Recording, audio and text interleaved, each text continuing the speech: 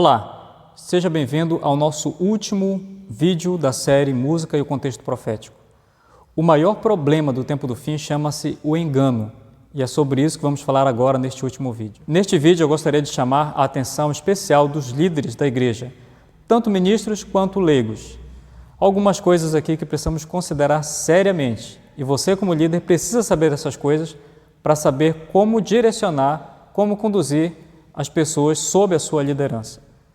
Então vamos falar basicamente de dois tópicos neste vídeo. O primeiro é sobre o Concílio Vaticano II e o outro tópico é sobre o conceito de mega-igrejas. Vamos começar então com o Concílio Vaticano II. Esse concílio foi muito importante não só para a Igreja Católica, mas para o mundo. Muitas coisas foram decididas ali, das quais mesmo católicos, professos e sacerdotes católicos também discordam de muitas das decisões que foram tomadas nesse Concílio Vaticano II. Mas eu gostaria de destacar coisas relacionadas à música que aconteceram neste concílio. No Concílio Vaticano II ficou decidido que as igrejas protestantes poderiam continuar com suas confissões e obter assim a salvação, desde que aceitassem a supremacia do Bispo de Roma, ou reconhecessem a supremacia do Bispo de Roma. Isso foi uma das coisas decididas no Concílio Vaticano II. Além disso, no Concílio Vaticano II também foram tomadas medidas relacionadas à música. Ficou definido que agora as igrejas deveriam dar mais ênfase na liturgia e menos ênfase na pregação, na ministração da palavra. Ou seja, mais liturgia, mais louvor e menos ensinamento da Bíblia. E esse louvor deveria ser um louvor mais animado, mais emocional, deveria ter mais participação da congregação, inclusive com movimentos corporais. A igreja agora tinha que se mexer, se balançar e ter esse tipo de envolvimento, que também se poderia utilizar música popular nesse processo. De uma forma bem geral, o Concílio Vaticano II tomou medidas para que a liturgia das igrejas fosse modificada e dentro dessa liturgia uma nova abordagem, um novo estilo de culto, uma nova celebração, mais música, menos pregação e assim por diante. Essas decisões foram tomadas ali no Concílio Vaticano II. Quero destacar agora para você aqui o Catecismo Católico. No Catecismo, no artigo 816, fala que a Igreja não mudou as doutrinas. De fato, o Concílio Vaticano II não modificou suas doutrinas. Pelo contrário, eles reafirmaram cada doutrina. No artigo 817, fala que a divisão é pecado. Interessante, porque a ideia é que o mundo todo se una. E como eu disse para você, o Concílio Vaticano II definiu que as igrejas protestantes podem também obter a salvação, mas devem aceitar de alguma forma ou reconhecer a autoridade do Bispo de Roma. Mas, por uma questão de unidade, isso deve acontecer. Todos devem reconhecer e aceitar a autoridade do Bispo de Roma. Portanto, a separação é dita aqui no Catecismo como sendo pecado. E no artigo 820, diz que Cristo concedeu unidade à sua igreja desde o princípio. Portanto, veja, se há uma unidade global, todas as igrejas, todos os credos, ainda que cada um permaneça na sua confissão, mas que em alguns pontos haja uma submissão, haja uma unidade, esse é um objetivo a ser alcançado por este sistema. Porém, essa união que o mundo preconiza, que o ecumenismo, por exemplo, lança seus esforços para promover essa unidade entre todos, na verdade, esta é uma unidade contra Deus, porque a lei de Deus é espezinhada nesse processo. Veja, se a separação é pecado, significa que se todos se unirem em torno de uma pauta que seja contrário à lei de Deus, e nós, por sermos fiéis à lei de Deus, não abraçarmos esta pauta, significa que nós somos aquelas pessoas dignas de ódio, aquelas pessoas que não promovem a unidade, que não promovem a paz. Percebem como é que é o processo? Porque aqui fala que a divisão é pecado. Então, se nós não nos unirmos nesses pontos comuns que o Bispo de Roma propõe, quer dizer que nós estamos contra Cristo, quer dizer que aceitar as diretrizes papais é unidade com Cristo. Violar a lei de Deus é unidade com Cristo. Agora, obedecer à lei de Deus é uma transgressão, é a transgressão. As coisas parecem que estão invertidas aqui. mas é isso que propõe o Concílio Vaticano II. Sobre o ecumenismo, o sacerdote Priest Cornell diz o seguinte: o objetivo final do ecumenismo, da forma como os católicos o concebem, é a unidade da fé, da adoração e do reconhecimento da autoridade espiritual suprema do bispo de Roma. Então, todos nós devemos reconhecer essa autoridade suprema por uma questão de unidade, e isso é o ecumenismo de acordo com como os católicos o concebem, segundo esse sacerdote católico. Então, já que agora na liturgia, conforme foi dito lá no Vaticano II, é para dar ênfase maior na liturgia, na música, e essa música tem que ser mais interativa, emocional, significa então que agora as igrejas vão se tornar mais animadas, os cultos mais movimentados, os irmãos vão se balançar mais, porque essa foi a diretriz do Vaticano II. No Catecismo, artigo 1157, está escrito que a música deve ser emocional, ou seja, quanto mais emocional, melhor. É assim que diz este artigo do Catecismo. Nós cremos que deve haver uma harmonia entre o emocional e o racional, mas nunca deve prevalecer o emocional acima do racional. Uma vez, então, que o Concílio Vaticano II tomou essas resoluções, teve alguém chamado Karl Rahner, um jesuíta, que ficou responsável de fazer com que toda essa informação chegasse até as igrejas, não católicas, mas protestantes e evangélicas. E ele conseguiu fazer isso. Essas diretrizes passaram a ser ensinadas em seminários protestantes por todo o mundo. Várias diretrizes que foram tomadas no Vaticano II e que chegaram também nos seminários protestantes do mundo todo. E agora, pastores que são formados no mundo todo, muitas vezes consomem determinados conteúdos sem saber a origem, de onde vieram esses conteúdos, qual a origem de tudo isso. E é por isso que este vídeo tem o propósito de mostrar aos líderes algumas implicações de certas ideias que circulam hoje por aí e que são muito aceitas. Então vamos só recapitular.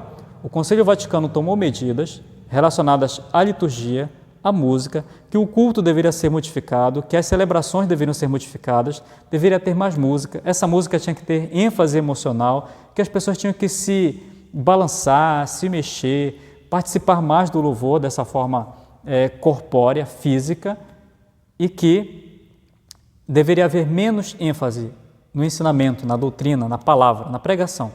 Então, Karl Rahner foi o responsável de pegar toda essa informação, todo esse conteúdo e fazê-lo chegar até as igrejas protestantes e evangélicas. E a partir de então, as igrejas protestantes passaram a adotar medidas que nada mais são do que resoluções do Concílio Vaticano II da autoridade do bispo de Roma. E o mundo todo começou a ser envolvido por mudanças significativas no estilo de adoração, de música, de estratégia evangelística, entre outras coisas. Isso aqui é muito sério. Portanto, o Concílio Vaticano II tomou medidas e essas medidas chegaram a todas as igrejas no mundo, de todas as confissões. E quanto a nós, como adventistas do sétimo dia, se nós não analisarmos estas coisas, é possível corrermos o grande risco de estarmos consumindo diretrizes, pautas votadas no Concílio Vaticano II. Temos que tomar muito cuidado com o que utilizamos para evangelização, para adoração, para manter as pessoas na igreja, para atrair pessoas, etc. Temos que tomar muito, mas muito cuidado mesmo. Portanto, este é o primeiro ponto deste vídeo, as diretrizes adotadas pelo Concílio Vaticano II. Portanto, é importante nós olharmos essas coisas para saber para onde é que o mundo está caminhando. E nós, como igreja, para onde também estamos caminhando? Quais são os rumos que estamos seguindo? Quais as diretrizes? As diretrizes de quem, na verdade, estamos seguindo? Se são as do Concílio Vaticano II ou são as de Deus? Chegamos agora à nossa segunda parte, que fala sobre o conceito de mega-igrejas. E eu quero apresentar um homem para vocês, chamado Robert Schuller. Vai aparecer a imagem dele aqui na tela para você. Robert Schuller foi pastor da Catedral de Cristal e apresentador do programa popular de televisão A Hora do Poder. Ele escreveu um livro chamado Autoestima. O que é que Robert Schuller pensa? O que é que ele ensina? Vou te citar algumas coisas. Mas grave este nome, Robert Schuller. Na página 64 do seu livro, Schuller diz o seguinte: A teologia clássica errou em sua insistência de que a teologia seja centrada em Deus e não no homem. Então ele faz uma crítica, porque por muito tempo a teologia foi centrada em Deus. Mas na opinião dele, a teologia tem que ser centrada no homem. Mas a Bíblia fala que Deus é o centro de tudo. Mas Schuller entende que o homem é o centro de todas as coisas. No seu livro, na página 64, por exemplo, na página 115, ele ensina algumas coisas que eu vou tentar resumir aqui alguns pontos. Por exemplo, ele diz: o problema das igrejas é que elas têm uma teologia centrada em Deus por séculos, quando ela precisa ter uma teologia centrada no homem. Olha só a ideia de Schuller, que a teologia tem que ser centrada no homem, que o homem tem que ser o centro, e não Deus. Isso não é cristianismo, não é isso que a Bíblia ensina, mas é o pensamento de Robert Schuller, que a teologia errou em se centrar em Deus ao longo dos tempos. Ela deve ser centrada no homem. Segundo, ele diz assim: nós não somos maus, somente estamos mal informados de quão bom nós somos. Bom, a Bíblia por todo lado fala que o homem é mau, que tem uma natureza má, que não há quem não peque, que não há quem faça o bem. Terceiro ponto, ele diz: é um insulto à integridade de qualquer ser humano chamá-lo de pecador. Então a teologia de Schuller é o seguinte: os seres humanos são bons, não são maus. A teologia errou em ser centrada em Deus, deve ser centrada no homem, e é um insulto chamar o pecador de pecador. É por isso que tem muitos pregadores hoje que não falam mais sobre pecado, não repreendem mais o pecado, não advertem o pecador de que ele precisa se arrepender e aceitar a Jesus Cristo. Certas abordagens hoje feitas por muitos pregadores é somente no processo de que o ser humano é maravilhoso, de que o ser humano tem um poder incrível dentro dele, que basta de acreditar nesse poder dentro dele, que ele é incrível, etc. E onde é que está a mensagem de arrependimento? Onde está a mensagem de quebrantamento? Onde está a mensagem de que nós precisamos do Salvador e de que não há bem nenhum em nós mesmos? Mas a teologia de Schuller não é pautada na Bíblia. Então o Schuller ele tem assim ideias que são completamente contrárias ao Evangelho de Cristo, completamente. Vou dar mais um exemplo que está também nesse livro, A Autoestima. Ele diz assim: nós podemos orar: Pai nosso que estás nos céus, santificado seja o nosso nome. Sabe o que Schuller está ensinando aqui? Que nós somos deuses. Ou seja, ele se exaltou ao nível de Deus. E esse é exatamente o sentimento de Satanás. Não é o sentimento do cristianismo, não é isso que a Bíblia ensina. O Robert Schuller diz que quando ele está lendo o Evangelho, e ali ele vê Jesus dizendo assim: eu sou. Ele sorri e diz assim: eu também sou. E então ele ensina essa oração. Você ora: Pai nosso que está nos céus, santificado seja o nosso nome. Ou seja, ele se exaltou ao nível de Deus. E esse exatamente é o sentimento de Satanás. Então, o ensinamento de Robert Schuller é completamente contrário ao Evangelho de Cristo, completamente contrário. Este é o Robert Schuller. Então, qual a importância deste homem? Qual a importância de Robert Schuller nessa nossa abordagem sobre música? Vamos tentar entender agora. Por que eu estou falando de Robert Schuller? Porque ele é importante. Coisas que estão acontecendo hoje têm influência e a mão de pessoas como ele, como Robert Schuller, que tem uma ideia completamente contrária à Bíblia e que, como as pessoas não conhecem a origem das coisas, não sabem de onde vêm determinadas ideias e se acham legal aquela ideia, acabam consumindo e transmitindo aos outros também. Mas Robert Schuller, ele discipulou duas pessoas em especial. Dois dos discípulos de Robert Schuller chamam-se Bill Hybels e Rick Warren. Esses dois homens são discípulos de Robert Schuller. E o Robert Schuller diz o seguinte: eu fui a primeira pessoa a apresentar um crescimento de igreja real à América. Ele, Bill Hybels, se tornou a primeira pessoa a pegar esses princípios, refiná-los, maximizá-los até o último grau de seu potencial. Eu tenho muito orgulho dele. Eu o considero um filho. Eu acho que ele foi a melhor coisa que aconteceu ao cristianismo em nosso tempo. Bill Hybels está fazendo o melhor trabalho entre todas as pessoas que eu conheço. Claramente, Bill Hybels é discípulo do Robert Schuller e ele o considera aqui como um filho nesta citação. E o outro discípulo é o Rick Warren. Talvez você não conheça esses homens, mas eu vou mostrar daqui a pouco alguns livros deles que talvez você já tenha lido ou visto por aí. Mas antes quero falar de um outro homem chamado George Barna, que é um famoso estrategista de crescimento de igreja. Ele escreveu o seguinte: é crítico que nós tenhamos em mente um princípio fundamental de comunicação cristã. Observe, o auditório, não a mensagem, é soberana. Se nossa publicidade vai parar as pessoas no meio de seus horários atribulados e fazê-los pensar sobre o que nós estamos dizendo, nossa mensagem tem de ser adaptada às necessidades do auditório. Então, segundo essa citação, o que importa é o público, não a mensagem. Então, você tira a mensagem do Evangelho Eterno e, em seu lugar, você coloca outros tipos de abordagens que visem o público, ou seja, atender às necessidades do auditório, do público, atender os gostos do público. Essa não é a estratégia que Deus deixou para a igreja. Não é essa a estratégia. Essas são diretrizes dadas no Concílio Vaticano II e reproduzidas nos métodos de crescimento de igreja que são feitos atualmente por todo o mundo. Então agora eu quero mostrar para vocês alguns livros desses autores que eu acabei de mencionar. Veja se você conhece alguns deles.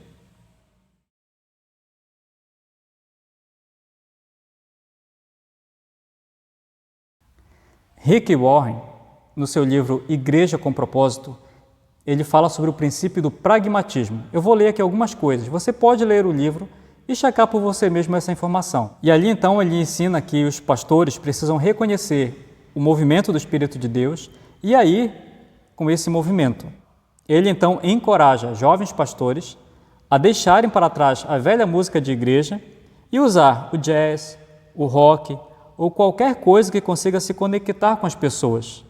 Ele anima as igrejas a imitarem a cultura e vestirem a roupa da cultura na igreja, entre outras coisas.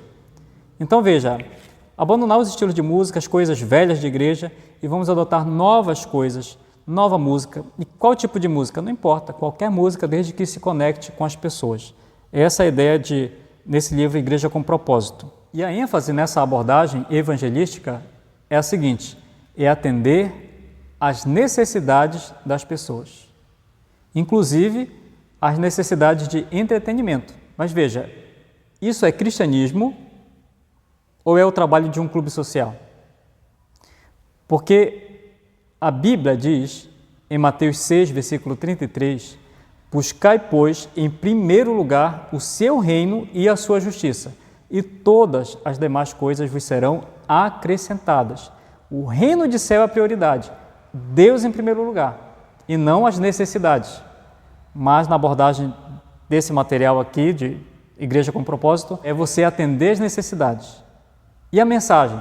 Que mensagem? O que importa é alcançar as pessoas, é o público, é isso que importa, segundo a visão de Rick Warren.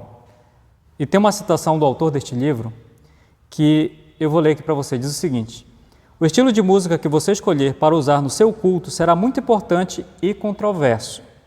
Uma das decisões mais importantes da vida de sua igreja.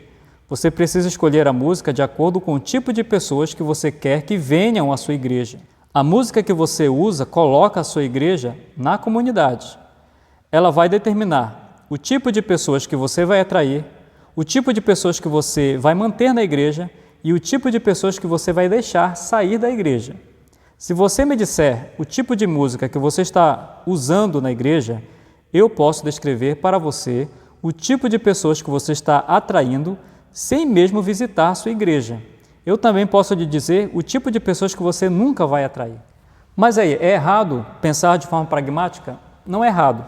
Agora, se o nosso método é puramente pragmático, e sobre essas ideias pragmáticas do livro Igreja com Propósito, eu quero mencionar um autor adventista, PhD, autoridade, que escreveu este livro, Música Sacra, Cultura e Adoração. E aqui neste livro, na página 12, ele fala sobre o pragmatismo. Na verdade, da página 12 à página 14. E ele diz o seguinte: o pragmatismo defende qualquer música que funcione, alcance, traga resultados ou simplesmente faça apelos à congregação ou à audiência. Em outras palavras, o efeito prático da música determina sua validade. O resultado, ou seja, o fim, justifica o uso de qualquer música, meio, desde que o resultado esperado seja alcançado. Isso é o pragmatismo. Se no final vai funcionar, se as pessoas vão vir para a igreja, então não importa que tipo de música você vai usar, seja lá o que você vai fazer, o que importa é que essas pessoas venham no final das contas. E aí ele faz uma crítica em relação a esta visão. Então, na página 13, o autor deste livro diz o seguinte: vários perigos são evidentes na ênfase em resultados. Além do fato que os fins desejáveis podem ser alcançados por meios inválidos e que no pensamento cristão os fins não justificam os meios, focalizar nossa atenção em resultados pode causar uma má aplicação, considerando que um dos sinais de distúrbio de nossa cultura é a procura de gratificação instantânea e liberdade de disciplina. Nesse contexto, as observações da mídia secular sobre a cultura cristã contemporânea ocidental são significantes. Referindo-se aos que voltam para a igreja, a revista Newsweek destaca que um grupo de afirmação do eu está no topo da agenda, o que explica por que as igrejas menos procuradas estão agora sendo as mais frequentadas. Sugere-se que, para atrair membros hoje, deve-se agradar o consumidor. Isso significa entretenimento de alta tecnologia, cuidado e monitoração diária. Página 14. Grupos de autoajuda, sem apelos por dinheiro, sem doutrinação bíblica, consumidores satisfeitos de leste a oeste se alimentam de uma religião instantânea. Se essas observações estão parcialmente ou totalmente corretas, então enfatizar resultados pode provar ser um dos maiores riscos do cristianismo contemporâneo. Um dos maiores riscos. Ele diz aqui: 4 outras falhas são evidentes na abordagem pragmática. E ele enumera aqui 4. Observe, primeira, ela cria uma dicotomia evidente entre o veículo e a mensagem, na qual cada um pode agir segundo sua própria maneira sem considerar a outra, destruindo dessa forma o conceito que na vida cristã ambos, os fins e os meios, são determinados pelo Evangelho. Segundo, o pragmatismo desconsidera os propósitos das normas e padrões, fazendo com que o controle de qualidade e legitimidade sejam determinados pelo gosto do público. Terceiro, como filosofia, o pragmatismo se autocontraduz. Enquanto, de um lado, nega os propósitos dos padrões e absolutos, por outro, promove a noção de que sua própria ideia, relativismo, é um absoluto real. Finalmente, esta abordagem tende a utilizar a música como uma ferramenta manipuladora, substituindo assim a ação do Espírito Santo. Essas são as implicações desta visão puramente pragmática, apresentada no livro Igreja com Propósito. Portanto, os fins não justificam os meios. Tanto os fins quanto os meios devem ser orientados pelo Evangelho, pela Palavra de Deus. Você não pode deixar a Palavra de Deus para alcançar pessoas com o quê? Com nada. Na verdade, quando você remove então a mensagem da Bíblia, quando você tira a Bíblia e você então tenta alcançar o mundo, você não consegue alcançar o mundo. Você, na verdade, não converte o mundo para a igreja, você converte a igreja para o mundo. Entendeu? Agora, este autor, Stefani, ele escreveu um artigo, parece que ele atingiu o cerne da questão. Veja, por que devemos nos preocupar com essa questão? Entre outras coisas, ele destaca o seguinte: será que nós tivéssemos um estilo musical global, homogeneizado, um estilo que seja cada vez mais visível na cultura musical cristã, será que o palco não estará pronto para uma resposta de identidade religiosa global? Então, na visão deste autor, a música pode ser o veículo que vai, no final, unir a todos nós. E estamos em pleno processo desse acontecimento. Uma identidade global através da música. Porque, veja, a música ela tem quebrado barreiras. Coisas que antes considerávamos inaceitáveis foram derrubadas. E a música ela foi o grande carro-chefe dessas mudanças que ocorreram.